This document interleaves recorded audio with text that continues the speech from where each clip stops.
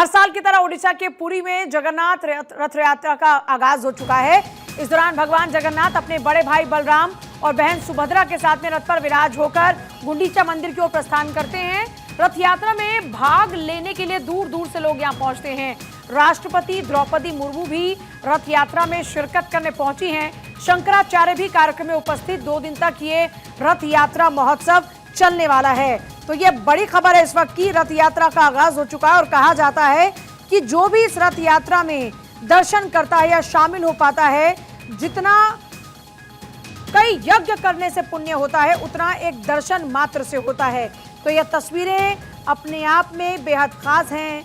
पुरी में भगवान जगन्नाथ की रथ यात्रा का आगाज और ऐसे में वो तस्वीरें भी इस वक्त आप देख रहे हैं। देखिए, अगर भगवान जगन्नाथ के रथ की बात करते हैं, सबसे ऊंचा होता है उनका रथ, 832 लकड़ियों का इस्तेमाल होता है, 45 फीट 6 इंच की ऊंचाई।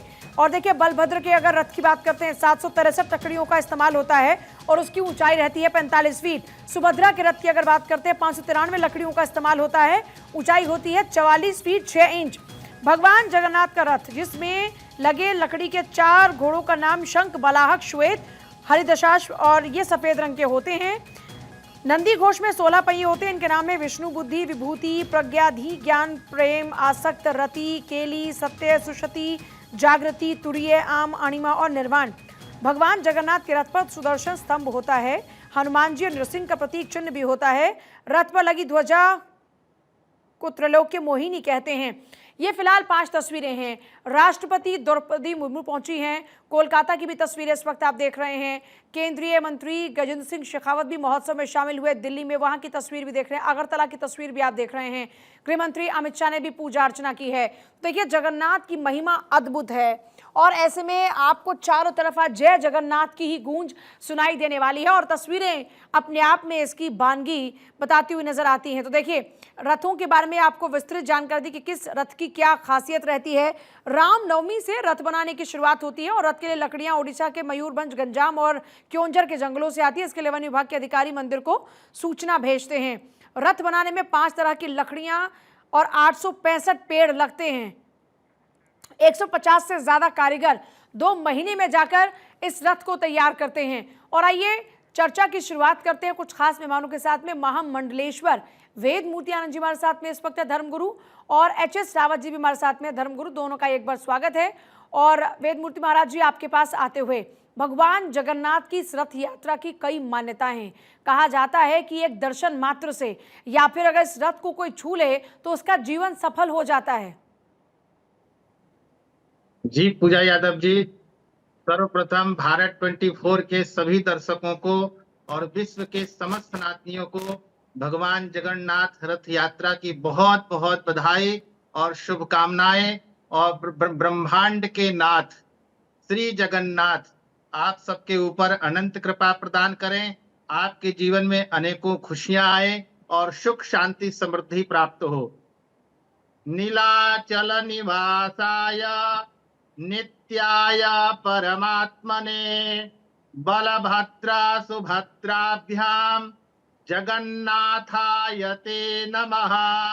नाथों के नाथ, पूरे विश्व के जगन के नाथ श्री जगन्नाथ भगवान, जैसा कि आपने कहा पूजा जी कि अश्वमेघ यज्ञ करने का जो फल की प्राप्ति होती है वह आज के दिन भगवान का रथ यात्रा का दर्शन करने से प्राप्त होता है। हमारे शास्त्रों में कहा गया है, दरस परस मज्जन करिमाना, दर्शन करने का फल, स्पर्श करने का फल उतना ही है।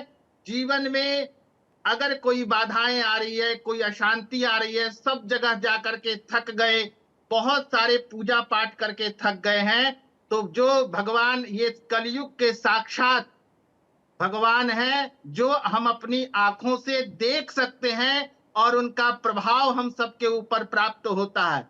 यह जगन्नाथ भगवान की जो यात्रा है वो अनादि काल से चला आ रहा है। सतयुग में स्कंद पुराण के अनुसार जो है वह सतयुग से ही यह यात्रा का प्रारंभ हुआ है और उस समय से भक्त जो है अपने मनोवांछित फल की प्राप्ति के लिए, यानी आज जो भगवान जगन्नाथ की उपासना करते हैं या साधना करते हैं या दर्शन करते हैं, तो उनको मनोवांछित फल की प्राप्ति होती है, यानी जो मन में इच्छा है वह फल की प्राप्ति होती है। तो यह अद्भुत दृश्य आज जो है पूरा विश्व इस दृश्य को देख करके मंत्रमुग्ध है, आनंदित है, और हम यही भगवान श्री जगन्नाथ से प्रार्थना करेंगे कि विश्व का कल्याण करें और अपनी कृपा की दृष्टि निरंतर इस धराधाम पे रह रहे समस्त चराचर जगत के सभी प्राणियों के ऊपर अपनी कृपा की दृष्टि निरंतर प्रदान करें और सबके जीवन में सुख शांति समृद्धि दे भगवान श्री जगन्नाथ।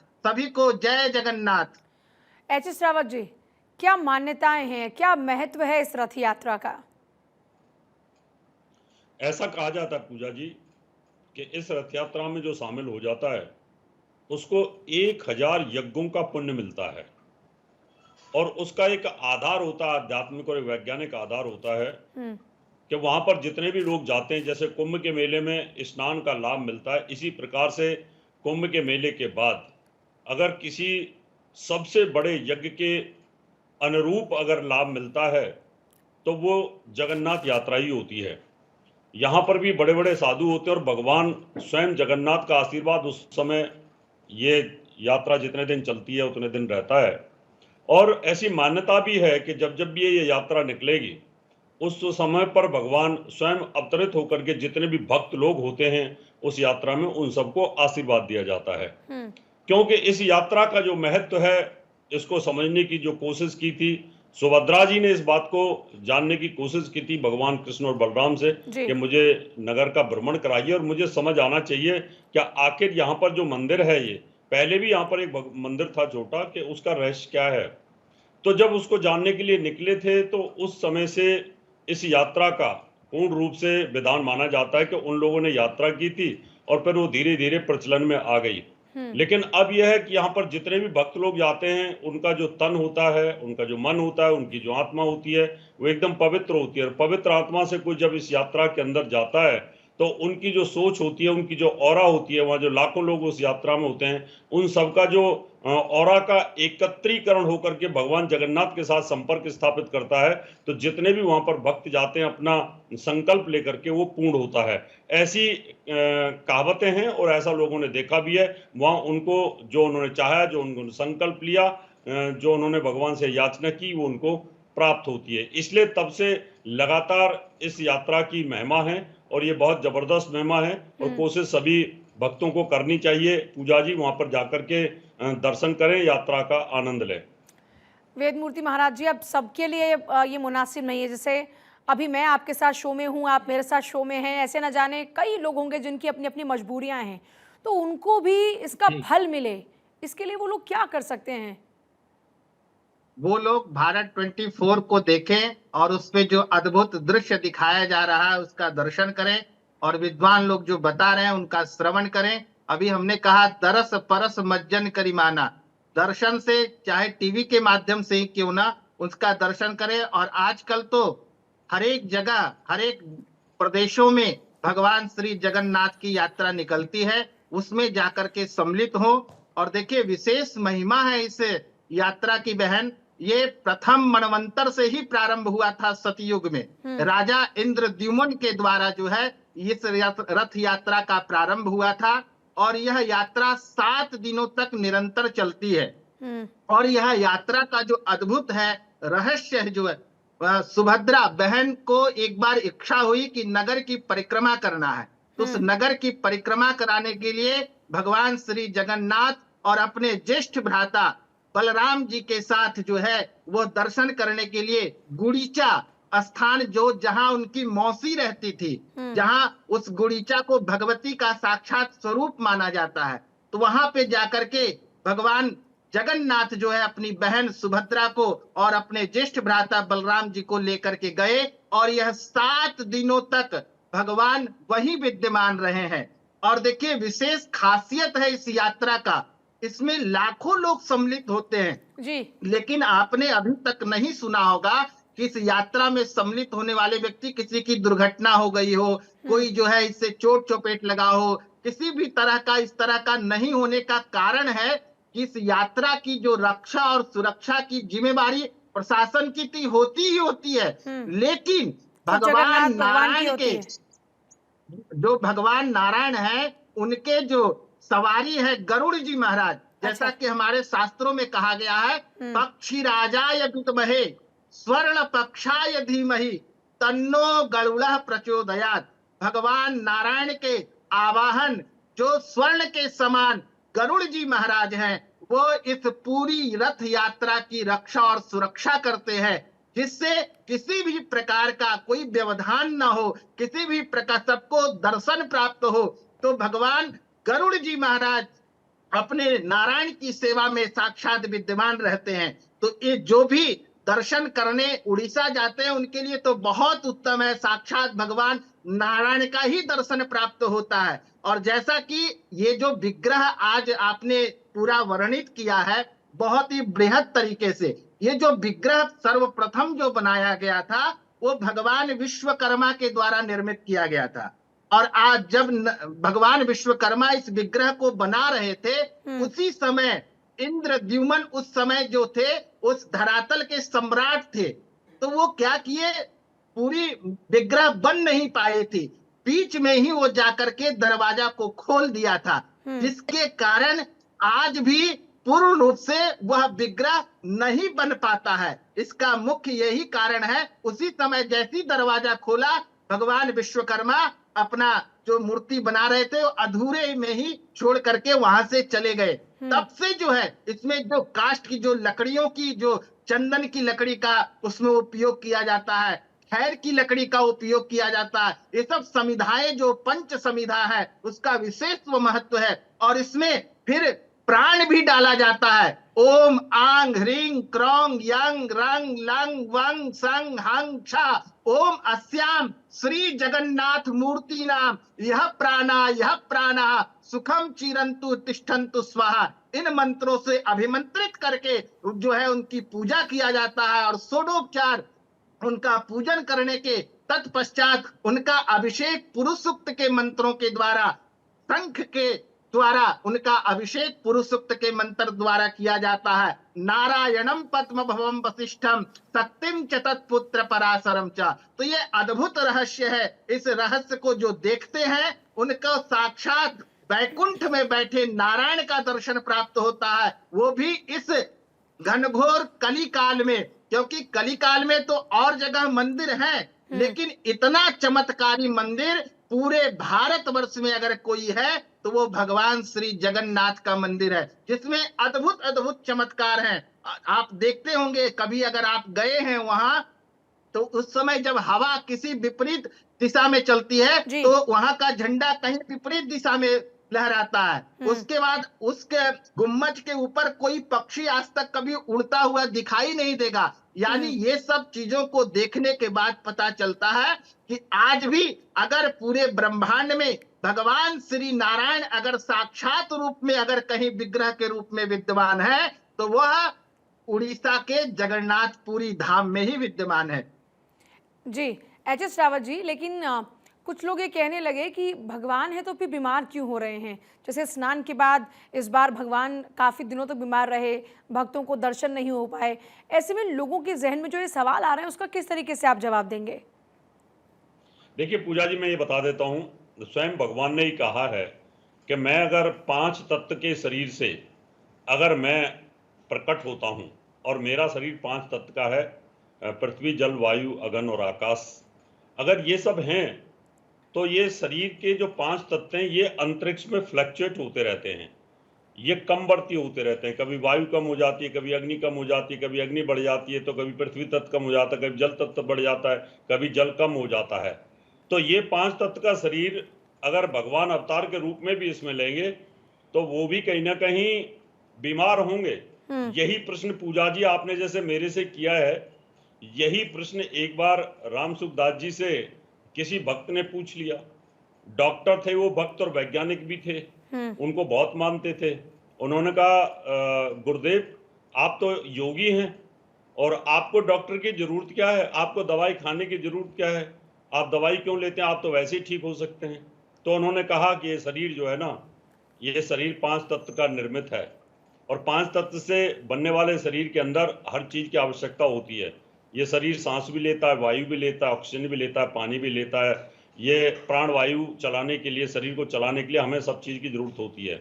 तो हमें इस शरीर को बचाने के लिए मेडिसिन की भी आवश्यकता होती है, क्योंकि 5 तत्व का शरीर है। जैसे कि कोई भी चीज़ बिना भोजन के जिंदा रह नहीं सकती। इस 84 लाख योनियों में 84 लाख योनियों में पेड़ है, पौधे है, चेतन है, जड़ है, सारी चीजें कहीं ना कहीं उनको एक आवश्यकता होती है प्राण शक्ति को संचालन के लिए। तो ऐसे ही हमारे शरीर को, भगवान का शरीर है, मान लो कृष्ण भगवान का शरीर जितने समय तक वो जीवित रहे या राम रहे, उनके ऊपर प्रकृति का प्रभाव, पंच महाभूतों का प्रभाव जरूर आता है। इसलिए भगवान के ऊपर भी ये प्रभाव आते हैं, लेकिन इसको जो कुतर्की लोग होते हैं वो समझ नहीं पाते इन चीजों को। तो जब प्राण प्रतिष्ठा हो जाती है तो वहां पर पांचों जो तत्व होते हैं वो एक्टिव हो जाते हैं, पॉजिटिव ऊर्जाएं एक्टिव हो जाती हैं। और जब आदमी को ये फील होने लग जाता है कि वहां पर जब हजारों मंत्र होते हैं, हजारों मंत्रों के एक औरत तैयार हो जाती है, और जब हमारी विग्रह होती है, मूर्ति होती है, इसके चारों तरफ जब औरा तैयार होती है, तो उस औरा में व्यक्ति या भक्त जब प्रवेश करता है तो उसका एनर्जी लेवल हाई हो जाता है। और जो जिस चीज से वो तकलीफ में होता है, उस चीज का सप्लीमेंट उसको मिल जाता है उस पॉजिटिव ऑरा से, और वो ठीक होना शुरू हो जाता है। तो इस प्रकार से इस समाज को दिखाने के लिए कि 5 तत्व के शरीर में अगर भगवान भी आते हैं, कोई योगी भी आता है, या रामकृष्ण परमहंस आते हैं, विवेकानंद आते हैं, या गुरु नानक देव आते हैं, कबीरदास आते हैं, शंकराचार्य आते हैं, कोई भी अगर व्यक्ति आते हैं, योगी आते हैं, तो उनको भी भगवान के बनाए हुए नियम और भगवान की बनाई हुई सृष्टि के नियमों को पालन पूजा जरूर करना पड़ता है। अगर नहीं करेंगे तो फिर आदमी ये कहीं इस बात पे सोचेगा, अरे हम तो भगवान के भक्त हैं, भगवान ही सब कुछ हमें दे देंगे। ऐसा नहीं होता है। भगवान ने कहा है कि कर्म तो करना ही पड़ेगा आपको, इसलिए गीता में तो कर्म को प्रधानता कृष्ण भगवान ने स्वयं ही दी है।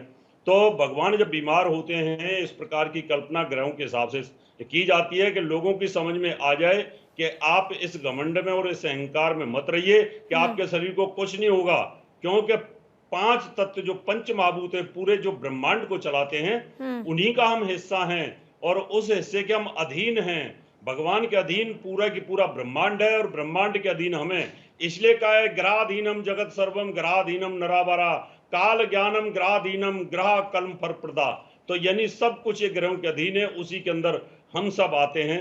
तो ये भक्तों को समझाने के लिए पूजा जी ये सब होता है और ये बताया जाता है। वेदमूर्ति महाराज जी, गुंडीचा मंदिर में भगवान जी 7 दिन रहते हैं, फिर वापस आते हैं, इसको लेकर क्या मान्यताएं हैं? ये उसी समय से सतयुग में जब ये प्रारंभ हुई यात्रा, उस दिन जब भगवान जगन्नाथ अपने भाई बलभद्र जी के साथ और सुभद्रा जी के साथ जब गए थे, तो वहां गुंडीचा मंदिर में है, मौसी का घर है, तो वहां 7 दिनों तक वहां वो रहे। उसी समय से ये प्रथा प्रारंभ हुई, जिसका स्कंद पुराण में भी वर्णन है विस्तृत रूप से। और वो जो है भगवान जगन्नाथ जी जो है वहां पूजन, माँ भगवती का अभिषेक और षोडोपचार पूजन कर 7 दिनों तक निरंतर माँ भगवती की वहां उन्होंने सेवा किया, और ये प्रथा तब से चलती आ रही है बहन। अच्छा, ये जो भगवान का रूप है यहाँ पे बहुत अलग है। भगवान का ये रूप, भगवान का ये रूप सबसे निराला क्यों है, इतना अलग क्यों है? देखिए, ये बाकी तो सब भगवान है, लेकिन इनके नाम के आगे ही देखिए लिखा हुआ है जगन्नाथ। पूरे जगत के नाथ हैं तो भगवान जगन्नाथ है। और ये जो निर्माण आप देख रहे हैं, बाकी आप मंदिर में दर्शन करते होंगे तो उसमें पैर, हाथ, आंख, नाक, कान सब कुछ होता है। जब हम लोग प्राण प्रतिष्ठा कराते हैं तो उसमें भी जो हम लोग वर्णित करते हैं, वांग, मनस्तु, चक्षु, श्रोत्रा, जिह्वा, पयुस्थानी, सर्वे इंद्रियाणी, यानी सारी चीजों का उसमें हम लोग प्रतिष्ठा कराते हैं। मनो ज्योतिर्जुखता माजस्य बृहस्पति जज्ञविमन तन्नोत वरिष्ठन, जैसा कि अभी आचार्य श्री रावत जी ने कहा, बहुत ही विस्तृत उन्होंने वर्णन किया इसके बारे में, क्योंकि उन्होंने कहा कि यह पंचभूतों से बना हुआ शरीर है, क्षितिजल पावक गगन समीरा पंच रचित अधम शरीरा। तो ये जो निर्माण हुआ वो समिधा के द्वारा निर्माण किया गया, और वो भगवान स्वयं विश्वकर्मा निर्माण कर रहे थे। और ये जो मूर्ति आप सबको दिखाई दे रहा है, यह पूर्ण रूप से पूर्ण नहीं बन पाया है। आज भी वही स्थिति होती है, पूरा विग्रह का निर्माण आज भी नहीं हो पाता है। उसी समय से ये परंपरा चलती जी, आ रही है। ठीक। और जो इस क्योंकि इसमें जब प्रतिष्ठा हो जाता है तो अगर कोई अंग छूट भी जाता है जी, तो वो मंत्रों के द्वारा, जैसा हमने अभी बताया कि वांग मनस चक्षु श्रोत्रा जिह्वा पयुस्थानी यह वागत्या सुखम चीरम तिष्ठन्तु स्वाहा। अगर कोई खंडित भी अगर कोई अंग है तो इन मंत्रों के द्वारा में, इन मंत्रों में इतनी पावर होती है कि खंडित को भी पूर्ण कर दिया ठीक। जाता है। इसलिए ये जो प्रतिमा है यह पूर्ण रूप से तब भी नहीं बन पाया था और आज भी जो है पूर्ण रूप से नहीं बन पाया है।